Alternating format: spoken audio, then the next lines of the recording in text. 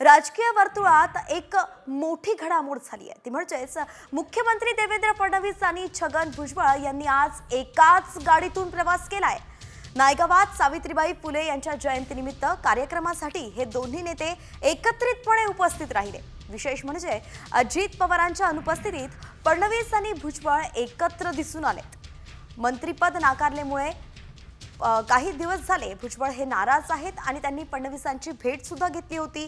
भुजबळ भाजपमध्ये प्रवेश करणार अशा चर्चा सुद्धा रंगल्या होत्या आणि त्याच पार्श्वभूमीवरती आज पुन्हा एकदा या दोघांनी एकत्र प्रवास केलाय, त्यामुळे आता चर्चांना उधाण आलंय। भुजबळ साहेबांसोबत हीच चर्चा झाली की महात्मा ज्योतिबा फुले आणि क्रांतीज्योती सावित्रीबाई फुले यांचं कार्य आपल्याला पुढे कसं नेता येईल, ज्या प्रकारे या देशाला त्यांनी दिशा देण्याचं काम केलेलं आहे ते विचार सर्वांपर्यंत कसे पोचवता येतील, समतायुक्त समाज, भारतीय संविधानाला मानणारा समाज हा आपल्याला कसा निर्माण करता येईल हीच आमची चर्चा झाली। या व्यतिरिक्त कुठली चर्चा नाही। तर दुसरीकडे अजून एक घडामोड घडली आहे ज्यामुळे अनेकांच्या भुवयाही उंचावल्यात। बातमी आहे ठाकरेंच्या शिवसेनेसंदर्भात। ठाकरे गटाच्या मुखपत्रातून मुख्यमंत्री देवेंद्र फडणवीसांचं कौतुक करण्यात आलंय। गडचिरोलीत संविधानाचं राज्य येत असेल तर फडणवीस हे कौतुकास पात्र असल्याचं मुखपत्रात म्हटलंय। एकीकडे फडणवीसांचे गोडवे गात असताना मात्र माजी मुख्यमंत्री एकनाथ शिंदे यांच्यावरती निशाणा साधण्यात आलाय। तर ठाकरे गटाच्या मुखपत्रात करण्यात आलेल्या या कौतुकावरती फडणवीसांनी सुद्धा केवळ 2 शब्दांत उत्तर दिलंय। पाहूयात ते काय म्हणाले।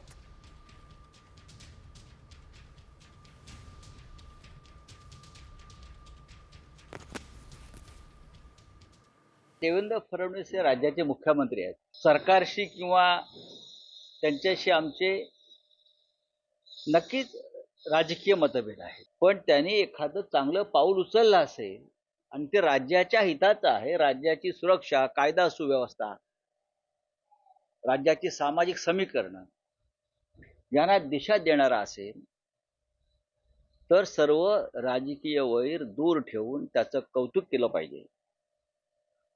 ही कायम शिवसेनेची भूमिका हिंदुहृदय सम्राट शिवसेना प्रमुख बाळासाहेब ठाकरे यांच्यापासून आहे। तुमचं अभिनंदन, सामना अभिनंदन झाले आज गडचिरोली बाबत अभिनंदन केले सामनाने तुमचं। चांगला आहे, धन्यवाद। सर तुमचं अभिनंदन, सामना अभिनंदन झाले आज गडचिरोली बाबत अभिनंदन केले सामनाने तुमचं। चांगला आहे, धन्यवाद। आणि यानंतर इतरही राजकीय बातम्या आहेत त्या सगळ्यांचा आता वेगवान आढावा घेऊया न्यूज पॉइंट 20च्या माध्यमातून। महाराष्ट्र आता थांबणार नाही। राजकीय परकीय गुंतवणुकीत महाराष्ट्र अग्रेसर असल्याचं मुख्यमंत्री देवेंद्र फडणवीस म्हणालेत। एप्रिल ते सप्टेंबर दरम्यान राज्यात मोठा FDI तर 95% गुंतवणूक फक्त 6 महिन्यात झाली आहे असंही फडणवीस म्हणाले।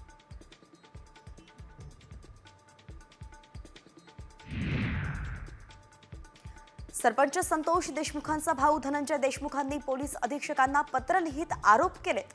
बाहेरील लोक थेट वाल्मिक कराड असलेल्या पोलीस कोठडीपर्यंत जात आहेत। कराडला मिळत असलेल्या सुविधा आणि यंत्रणेचा गैरवापर होत असल्याचंही ते म्हणाले आहेत। तर दुसरीकडे धनंजय देशमुख यांना पोलीस संरक्षण देण्यात आलंय। देशमुख कुटुंबाला पोलीस संरक्षण देण्याची मस्ताजोग ग्रामस्थांनी मागणी केली होती। अधीक्षकांनी मागणी मान्य करत पोलीस अधीक्षकांनी हे संरक्षण दिलंय।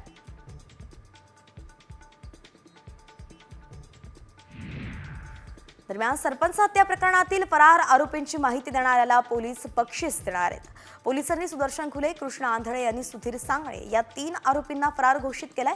त्यांचा पोलीस पथकाकडून शोधही सुरू आहे। CID कोठडीत असलेल्या वाल्मिक कराडनं 24 तास मदतनीस देण्याची मागणी केली आहे। या संदर्भात कराडनं न्यायालयात याचिका दाखल केली आहे। त्यानं आपल्याला स्लीप ॲपनिया आजार असल्याचा दावा केलाय।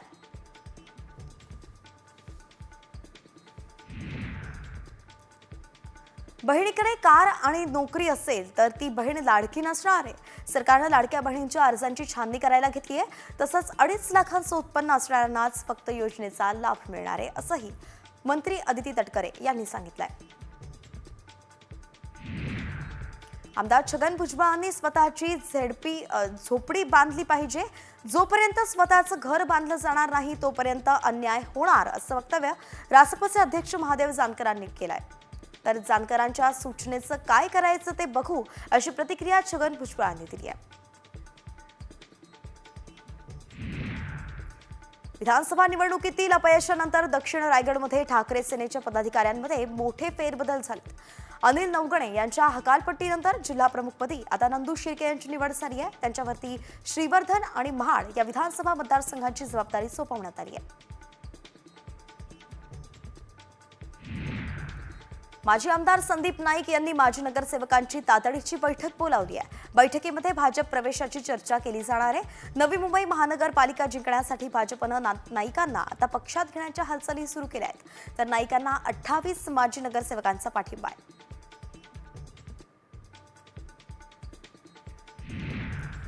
देशाचे कृषी मंत्री शिवराज सिंग चौहान आज नाशिक दौऱ्यावरती आहेत. यशवंतराव चव्हाण मुक्त विद्यापीठात ते शेतकऱ्यांशी संवाद साधणार आहेत. शिवाय त्र्यंबकेश्वर मंदिरात जाऊन ते दर्शन सुद्धा घेतील.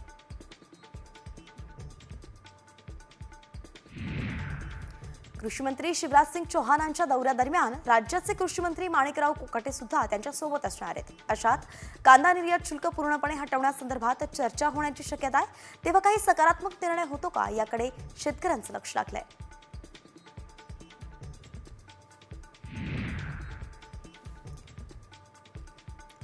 केंद्रीय कृषी मंत्री शिवराज सिंग चौहान आज नाशिकच्या दौऱ्यावरती आहे. नाशिकमध्ये कांद्यावरील निर्यात शुल्क रद्द करण्याची मागणी कांदा उत्पादक शेतकऱ्यांनी केली आहे. त्यामुळे कृषी मंत्र्यांच्या या दौऱ्याकडे आता कांदा उत्पादक शेतकऱ्यांचं लक्ष लागलंय. राज्यात थंडी पुन्हा परतली आहे. येत्या 24 ते 48 तासांमध्ये तापमानात सरासरी 3 ते 4 अंशांची घट होण्याचा अंदाज आहे. याचा सर्वाधिक परिणाम हा विदर्भ आणि उत्तर महाराष्ट्रात होणार आहे. कोकणात तापमानात फारशी घट अपेक्षित नाहीये, तर मुंबई आणि उपनगरांमध्ये सायंकाळी तापमानात घट दिसेल.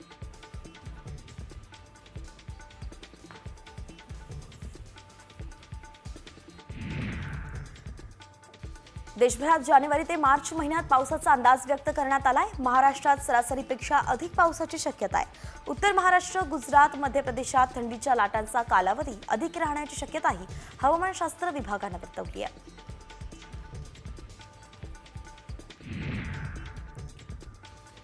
महाड तालुक्यात दरडग्रस्त तळीये गावातील 7 वाड्यांना पाण्याची समस्या भेडसावतीये. तळीये गावासाठी वरण धरणातून पाणी पुरवठा प्रस्तावित आहे, पण अद्यापही त्याचं काम सुरू झालेलं नाहीये. योजना सुरू होत नाही तोपर्यंत शासनानं पाण्याचा पुरवठा करावा, अशी मागणी ग्रामस्थांनी केली आहे. सांगलीच्या विटा शहराला पाणी पुरवठा करणारी पाईपलाईन कुंडल गावी फुटली. त्यामुळेच कुंडल इथे अनेक घरांमध्ये पाणी शिरून साहित्याचं मोठं नुकसान झालंय. या नुकसानीचे तात्काळ पंचनामे करत कुटुंबांना नुकसान भरपाई मिळावी, अशी मागणी नागरिकांनी केली आहे.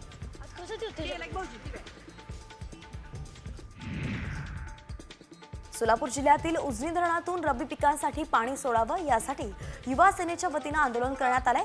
युवा सेनेचे जिल्हा प्रमुख गणेश एंगडे यांच्या नेतृत्वाखाली कार्यकर्त्यांनी आंदोलन केलं.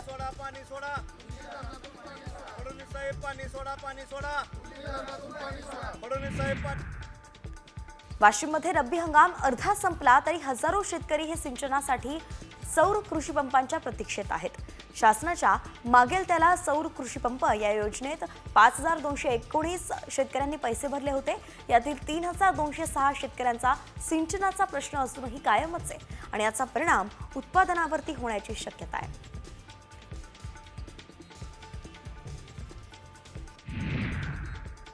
धाराशिवमध्ये अनेक ठिकाणी सौर प्रकल्प उभारण्यात आलेत, मात्र तरी सुद्धा पिकांना पाणी देण्यासाठी शेतकऱ्यांची रात्रपाळीच सुरू आहे. जिल्हाधिकारी डॉक्टर सचिन ओंबासे यांनी नारंगवाडीच्या सौर प्रकल्पाला भेट दिली. त्यावेळी दिवसा वीज देण्याची मागणी शेतकऱ्यांनी केली आहे.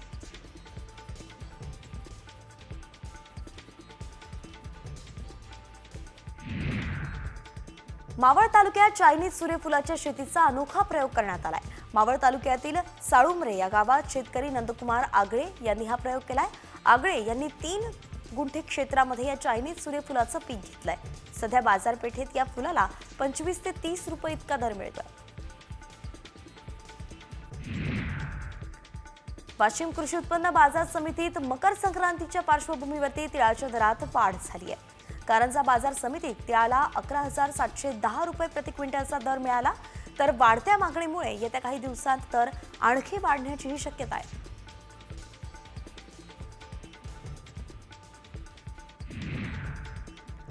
कांद्यावरील निर्यात शुल्क रद्द करण्याचीच मागणी नाशिकमधील कांदा उत्पादक शेतकऱ्यांनी केली आहे. केंद्रीय कृषी मंत्री शिवराज सिंग चौहान आज नाशिकच्या दौऱ्यावरती आहेत. राज्याचे कृषी मंत्री माणिकराव कोकाटे आणि शिवराज सिंग चौहान एकाच मंचावरती येणार आहेत.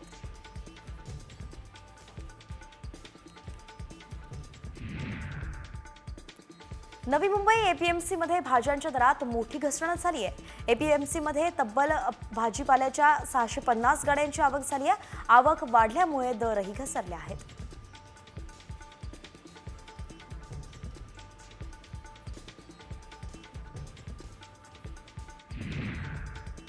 सांगली कृषी उत्पन्न बाजार समितीच्या फळ मार्केटमध्ये पत्राचे शेड उभारलेल्या तब्बल 56 गाळेधारकांना बाजार समितीनं दुसरी नोटीस बजावली आहे. पहिल्या नोटीसीला उत्तर दिलं नसल्यानं दुसऱ्या नोटीसला मुदतीत उत्तर द्यावं लागणार आहे.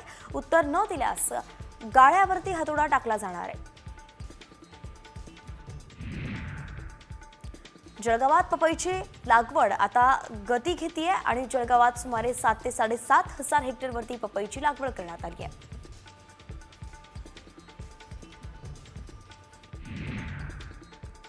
अवकाळी पावसाचा फटका द्राक्ष पिकाला बसल्यानं हंगाम लांबणीवरती गेलाय. डिसेंबर महिना उलटून गेला तरी सुद्धा बाजारात द्राक्षांची हवी तशी आवक झाली नाहीये आणि म्हणून द्राक्षप्रेमींना पुढचे अजून काहीतरी दिवस प्रतीक्षा करावी लागेल असं व्यापाऱ्यांनी सांगितलंय.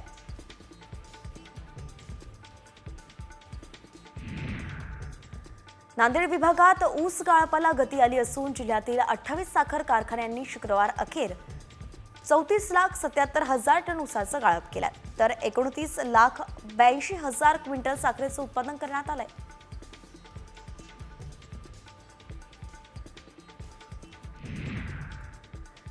यंदा देशातील हळदीची लागवड वाढली आहे. मात्र पिकाला पाऊस आणि बदलत्या वातावरणाचा फटका बसलाय आणि म्हणून उत्पादनात घट होण्याचीही शक्यता आहे. देशातील बाजारात हळदीला 12,000 ते 15,000 रुपयांच्या दरम्यान भाव मिळतोय.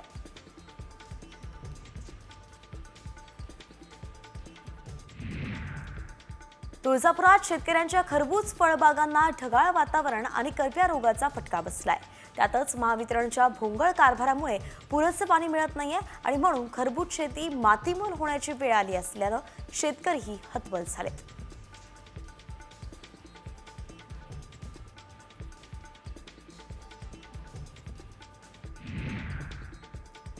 राज्य शासनानं गाईच्या दुधाला प्रति लिटर 7 रुपये अनुदान देण्याची घोषणा केली. मात्र उत्पादकांना मोठ्या आर्थिक संकटाला सामोरं जावं लागतंय.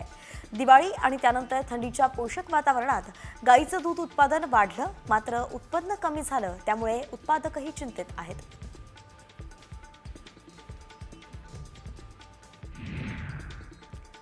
वाशिम जिल्ह्यात महाराष्ट्र राज्य बियाणे महामंडळाचे संचालक योगेश कुंभेजकर यांनी शेतकऱ्यांच्या अगदी बाधावरती जाऊन पाहणी करत त्यांना मार्गदर्शन केलंय. यावेळी पीक परिस्थिती जाणून घेतली आहे. शेतकऱ्यांना लागणाऱ्या नवीन तंत्रज्ञान आणि इतर सुविधा उपलब्ध करून देण्याचं आश्वासन सुद्धा त्यांनी दिलंय.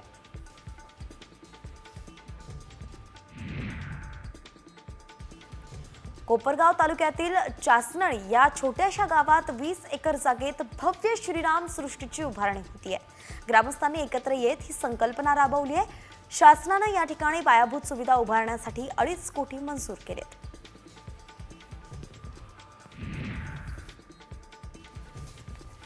देशोदेशीच्या स्थलांतरित पक्ष्यांची पंढरी ठरलेल्या उजनी धरणाच्या पाणलोट क्षेत्रात विदेशी पक्ष्यांच्या आगमनाला सुरुवात झाली आहे. या पक्ष्यांचे थवे पाहण्यासोबतच त्यांच्या जलक्रीडा पाहण्यासाठी सुद्धा आणि त्यांचं विहंगम असं छायाचित्र काढण्यासाठी पक्षीप्रेमी आणि छायाचित्रकार गर्दी करतायत.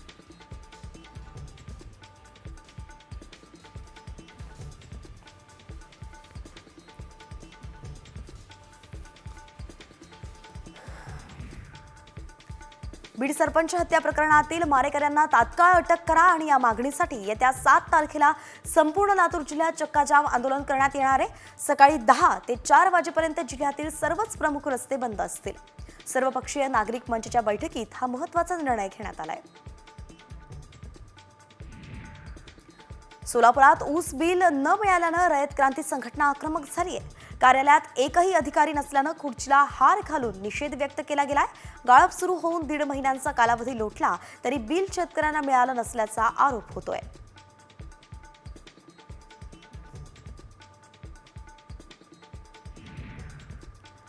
विदर्भात तुमसर मोहाडी कृषी उत्पन्न बाजार समितीत 2 दिवसांपासून व्यवहार ठप्प आहेत. माथाडी कामगार, हमाल, मापारी आणि टोपलेवाल्यांनी बाजार समितीच्या धोरणावरती बहिष्कार घातलाय. 2 दिवसांपासून आंदोलन पुकारलंय.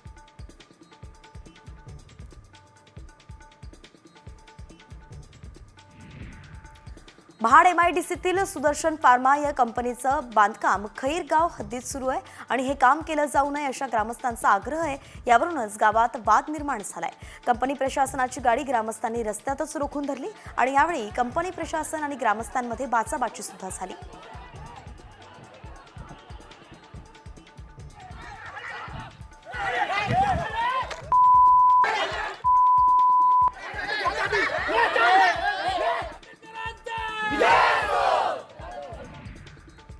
आणि आता एक मोठी बातमी बीड सरपंच हत्या प्रकरणातील आरोपी वाल्मिक कराड संदर्भात आहे. वाल्मिक कराडला स्पेशल ट्रीटमेंट द्यायला बीड जिल्हा कोर्टानं नकार दिलाय. कोठडीत असिस्टंट देण्याची मागणी कोर्टानं फेटाळली आहे. आपल्याला स्लीप ॲम्निया नावाचा आजार असल्यामुळेच ऑक्सिजन सारखं मशीन दररोज लावावं लागतं. ते चालवण्यासाठी CID कोठडीत 24 तास मदतनीस देण्याची मागणी कराडनं केली होती. मात्र असा खासगी व्यक्ती कोठडीत असलेल्या आरोपीसोबत ठेवता येणार नाही असंच कोर्टानं म्हटलंय.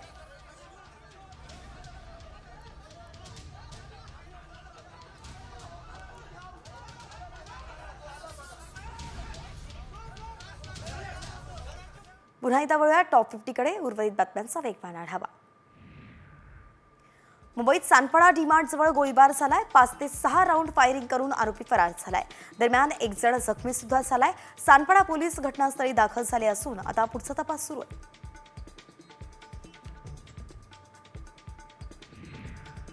पुण्यात क्षुल्लक कारणावरून एका तरुणानं दुसऱ्याच्या डोक्यावरती कोयत्यानं वार केलेत. का पाहिलंस असं विचारत मध्यरात्री तरुणावरती हल्ला करण्यात आला. दरम्यान सगळा प्रकार हा CCTV कॅमेऱ्यामध्ये कैद झालाय. तर आरोपी अजूनही फरारच आहे.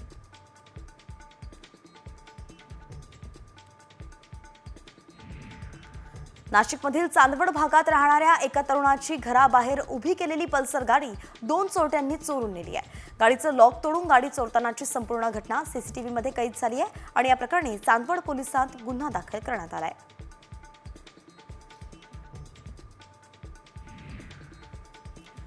पुण्यात 2 भुरट्या चोरांनी गणेश मंडळाच्या ट्रॅक्टरची ट्रॉली चोरून नेली आहे. या प्रकरणी मंडळाच्या वतीनं समर्थ पोलीस ठाण्यात तक्रार दाखल करण्यात आली आहे. गणेश विसर्जन मिरवणुकीच्या दरम्यान वापरण्यात येणारी ट्रॅक्टरची ट्रॉली चोरट्यांनी लंपास केल्याचं CCTVत समोर आलंय.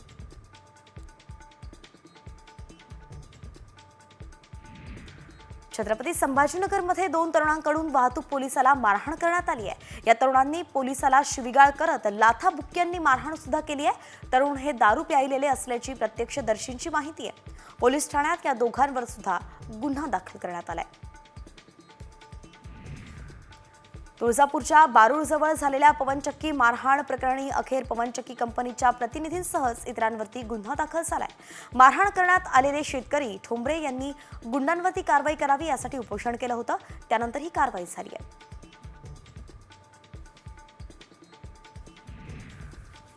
जळगावच्या पाळधी येथे सुरू असलेली संचारबंदी अखेर उठवण्यात आली आहे. आजपासून पाळधी गावातील जनजीवन हे पूर्वपदावरती आलंय. 2 दिवसांपासून बंद असलेली दुकानं, शाळा उघडल्यानंच आता नागरिकांनी मोकळा श्वासही घेतलाय.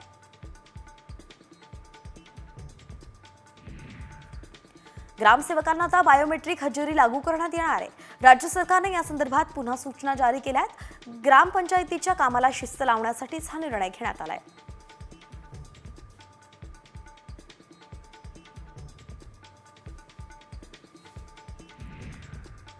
मुंब्रातून एक मोठी बातमी समोर येतेय. धक्कादायक अशीच बातमी आहे. मुंब्रा परिसरात पुन्हा एकदा मराठी अमराठी असा वाद झालेला आहे. फळ विक्रेत्याला मराठीत बोलायला सांगितल्यानं हा वाद निर्माण झाल्याचं कळत आहे. मात्र मराठी तरुणावरच मुंब्रा पोलिसांत तक्रार दाखल करण्यात आली आहे. विशाल गवळी नावाचा मराठी व्यक्तीनं फळ विक्रेत्याला मराठीमध्ये बोलायला सांगितलं आणि म्हणून वाद झाल्याचं पाहायला मिळालं. हिंदी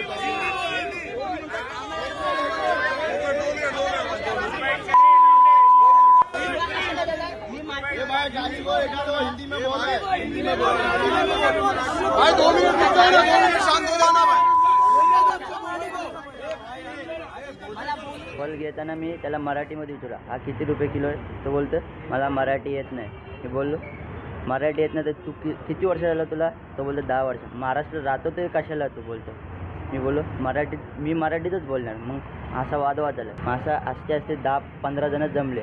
परत त्यांनी कोणाला जर बोलवलं तर चष्मावाला का होतं मला पण माहीत नाही, त्यांनी बोलवलं आहे एकाला. मग असते 50-60 जण जमायला लागले. शिवा देत होते, पाटणं एक मारत होता, धमकी देत होतं. बोलतं दम येतो बोल किती काय असं धमकी देत होते. तो मुंबरा बंद करेगा क्या. आणि आता एक अजब घटना पाहूयात. एखाद्या व्यक्तीला मृत घोषित केल्यानंतर अचानक ती व्यक्ती जर जिवंत झाली तर तुम्ही म्हणाल हे कसं शक्य आहे? मात्र हे घडलंय कोल्हापुरात. पांडुरंग उल्पे यांना मृत घोषित केल्यानंतर अंत्यविधीची तयारी झाली आणि अचानकच पांडू तात्या जिवंत झाल्याचं समजलं. मात्र हे नेमकं कसं घडलं या संदर्भातलाच हा रिपोर्ट पाहूया. मेलेला तात्या पुन्हा जिवंत.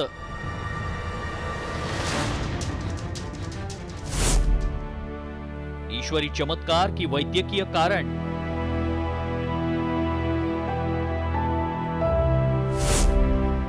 तात्यानं मृत्यूला हरवलं.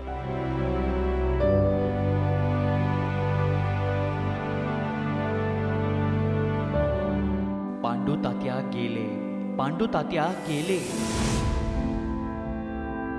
असं म्हणत गल्लीत तात्यांचे आप्त शोक करत होते. जवळच्या सर्वांचेच डोळे पाण्यानं डबडबले. नातेवाईकांना पांडू तात्याच्या निधनाचा निरोप धाडला. कोल्हापुरातील कसबा बावड्याच्या उल्वे वस्तीवर शोककळा पसरली. डॉक्टरांनी तात्यांची बॉडी घेऊन जाण्यास सांगितलं आणि तात्यांची बॉडी अँब्युलन्समध्ये टाकली. अँब्युलन्स पांडू तात्यांची बॉडी घेऊन निघाली. मात्र रस्त्यातील खड्ड्यामुळे अचानक अँब्युलन्सनं ब्रेक मारला आणि त्यात झटक्यानं चमत्कार घडला. पांडू तात्यांच्या शरीराची हालचाल झाली आणि अचानक तात्या गेले म्हणणारे तात्या जिवंत झाले हा निरोप सगळीकडे पाठवू लागले. आणि क्षणातच दुःखाऐवजी सगळ्यांच्याच डोळ्यात आनंद अश्रू तरळले. आणि दवाखान्यातून उपचार घेऊन आल्यानंतर त्यांचं जंगी स्वागत झालं. तरीही पांडुरंगाची कृपा असल्याचं पांडुरंग उल्वेंचा नातू म्हणालाय. पांडुरंगाच्या कृपेमुळे पांडुरंगाची केलेली सेवा त्यांनी अखंड कसबा बावड्यात आता गेले 35 ते 40 वर्ष ते स्वतः विण्याच्या पाळी असू दे, रात्री असू दे किंवा दिवसा असू दे, ते आंघोळ करून वेळेत त्यांची जी विण्याची पाळी आहे ती सांभाळलेली कृपा ही पांडुरंगानं आम्हाला त्यांच्या कृपेने लीन केलेली आहे. पांडुरंग उल्वे हे वारकरी संप्रदायातील सतत पांडुरंगाचं नामस्मरण करणारे. मात्र 10 दिवसांपूर्वी नेमकं काय घडलं ते स्वतःच त्यांनी सांगितलंय. चहा प्याल्यावर बसलो इथं आणि मग इथं बसल्यावर जरा घाम सुटल्यागत झाला. घाम म्हणजे चरचरीत घाम, भरपूर घाम आला. असं काय व्हायला लागलं म्हणून मी जरा वाऱ्याला जावं म्हणलो. वाऱ्याला जाऊन तिथं आमचं रूममध्ये हे होतं खुर्ची, तिथं बसलो. तिथं बसल्यावर डोळं एकदम झाकल्यासारखं झालं आणि तिथंच. हा चमत्कार कसा झाला, यामागे काय वैद्यकीय कारण असतं, यासाठी आम्ही डॉक्टरांशीही संवाद साधला. असं शक्यतो होत नाही.